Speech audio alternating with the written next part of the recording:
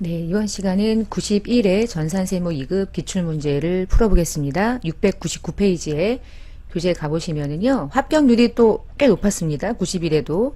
이번 회차도 그렇게 난이도가 높은 편이 아니고요. 문제 자체가 그렇게 어려운 것들이 많이 없어요.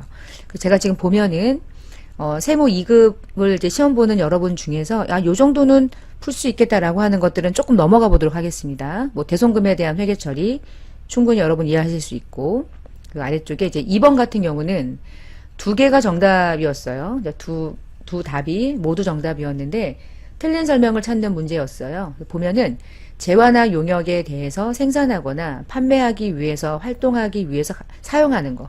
그러니까 사용하기 위한 화폐성 아니죠. 그런 비화폐성 자산을 유형자산이라고 하고요. 맞는 설명이죠, 이건.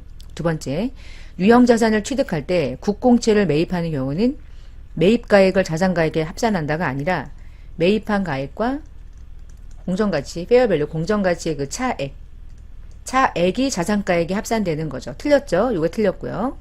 유형자산을 현물로 출자할 때 유형자산의 취득원가는 원칙적으로 발행한 주식의 시가로 한다. 이게 무슨 얘기냐면은 우리가 이제 건물을 취득을 하는데 이 건물을 취득할 때 주식을 발행해서 주식을 발행하고 그 대가로 현물을 취득하는 거예요. 그러니까 출자를 통해서 현물을 취득하는 거죠. 현물은이에요. 현금이 아니라. 그러면 주식을 발행하는 거죠.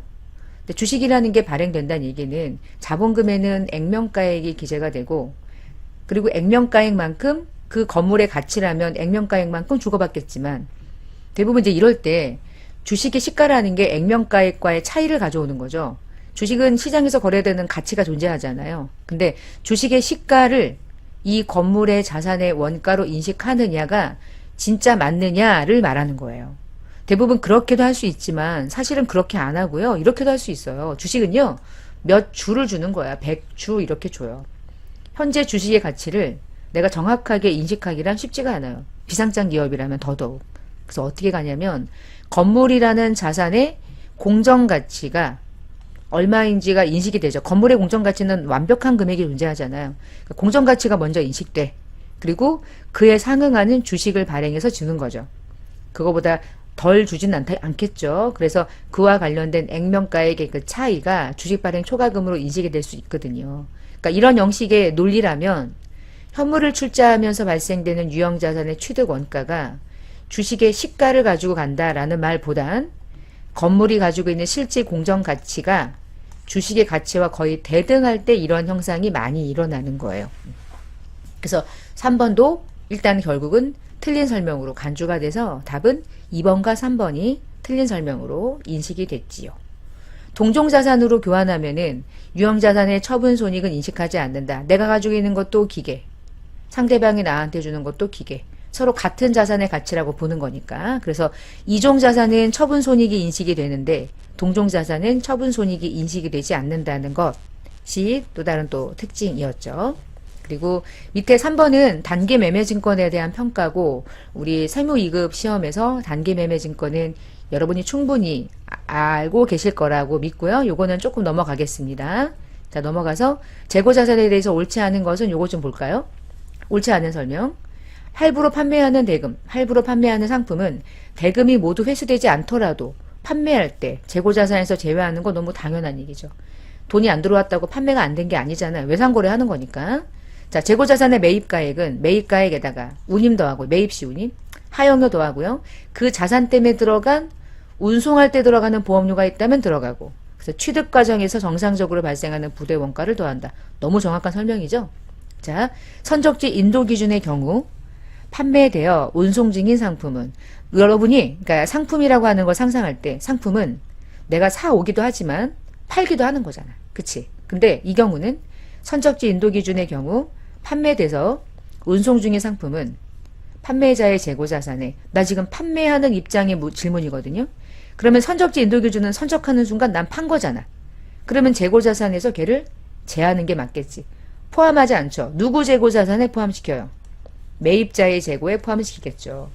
우리가 언제나 매입자의 입장은 아니겠죠. 우리는 판매하는 입장일 수도 있겠지요. 자, 그래서 3번이 틀렸고요. 4번에 장부상의 수량과 실제 수량의 차이가 발생하면 감모 손실인데 만약에 정상적이면 매출원가로 포함시키고요. 맞고요. 비정상적이면 영업외 비용으로 처리하는 거죠. 옳지 않은 설명은 3번. 이렇게.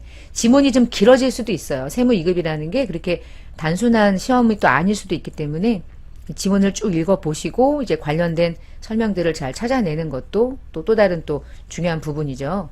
자본에 대한 표시 중에서 옳지 않은 것 보통주와 우선주로 구분하죠. 정확하죠. 잉여금은 이런 애들이 있어요. 자본 조정은 자기 주식처럼 별도 구분해가지고 표시하는 거. 이것도 맞죠? 뭐죠 여기? 기타 포괄은 법정 적립금 아닌데 법정 적립금, 임의 적립금, 미처분 이익 잉여금으로 구분해서 표시하는 건 기타 포괄이 아니고 이익 잉여금을 설명하는 거죠. 옳지 않은 설명은 4번으로 가시면 되겠네요. 6번. 제조원가에 포함되는 것은 무엇입니까? 이거는 그냥 여러분 주는 문제야. 제조원가는 비제조원가가 아닌 것들을 빼고 얘 제조원가죠. 간접재료비, 제조공장장급여, 제조죠? 제조죠? 제조.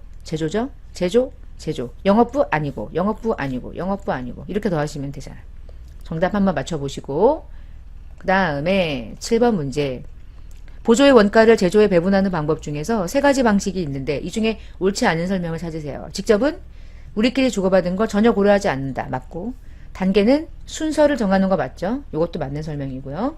그 다음에 직접 배분은 가장 정확성이 높지 않죠. 가장 정확성이 낮아요. 쉽기만 할 뿐이죠.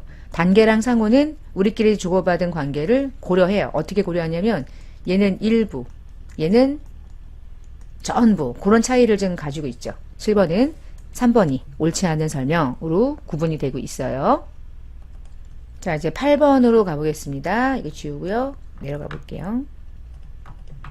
실제랑 정상하고 얘를 설명하는 것 중에 틀린 설명. 실제는 나중에 실제 금액이 나왔을 때 직접적으로 그 금액을 가지고 배분하고, 정상은 아직 발생되지 않았지만 제조간접비를 미리 배부하는 방식이죠. 그러면 실제랑 개별과의 차이는 무엇의 차이를 가져오냐면 제조간접비만 차이를 가져오는 거예요. 그래서 직접 재료비와 직접 노무비는 둘 다 실제를 배분하는 거죠.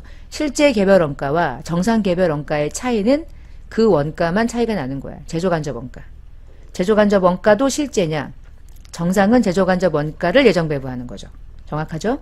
실제 개별 원가는 일정 기간 동안 실제로 발생한 제조간접비를 그 기간 동안에 발생된 기준으로 나눠서 실제 배부율을 가지고 배분해요. 모두 다 실제의 기준인 거야. 그 다음에 3번째, 정상 개별 원가는 개별적인 작업에 직접적으로 부과할 수 없는 제조간접비를 예정 배부해가지고 배분하는 거예요. 그 차이가 있는 거예요. 실제랑 정상은 예정 배부를 다른 말로 정상 원가 계산, 정상 개별 원가 계산 이렇게 용어로 부르는 거고요. 자, 그 다음 마지막 원가 계산이 기말까지 지연되는 문제를 해결하기 위해서 실제가 나온 게 아니고 미리 배분하는 정상 개별 원가가 도입된 거죠. 이 중에 4번이 틀린 설명이 되겠네요. 어때요? 원가는 그래도 상대적으로 개념을 이해한다면 대부분의 문제들이 그렇게 다소 아주 어렵거나 그렇게 까다롭지는 않을 거예요. 9번에 정상 공손, 비정상 공손 또 등장했죠. 똑같아요. 제가 한 번만 다시 이렇게 풀어볼 테니까 보세요. 기초가 200개고요. 착수가 900개예요. 그러니까 토탈 수량을 알아야죠. 1100개. 1100개 중에 완성 수량이 800개래. 그리고 기말이 150개래.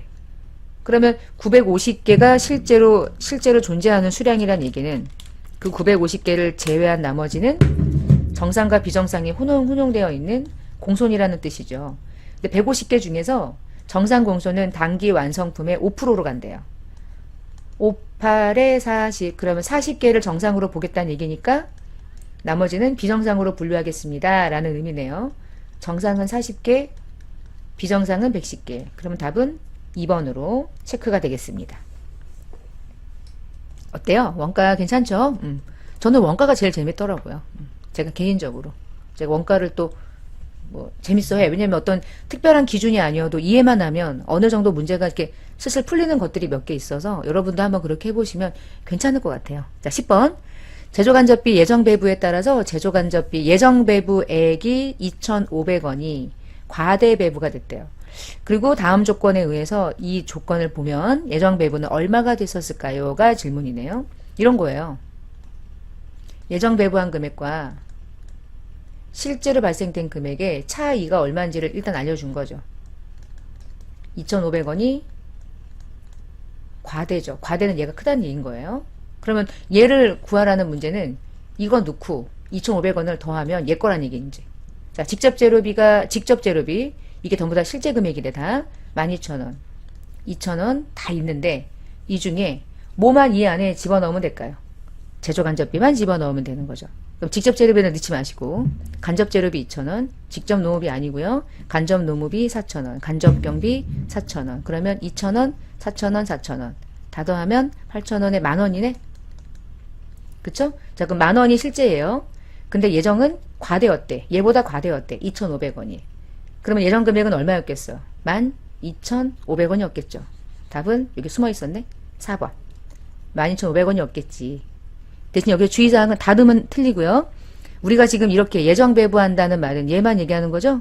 그러면 여기 주어진 실제 금액 중에서 실제로 발생된 금액 중에 직접 재료비나 직접 노무는 제하고 제조간접비만 합쳐서 원가에 발생시켜주는 원가 요소로 투입을 시켜주시면 될 것 같아요.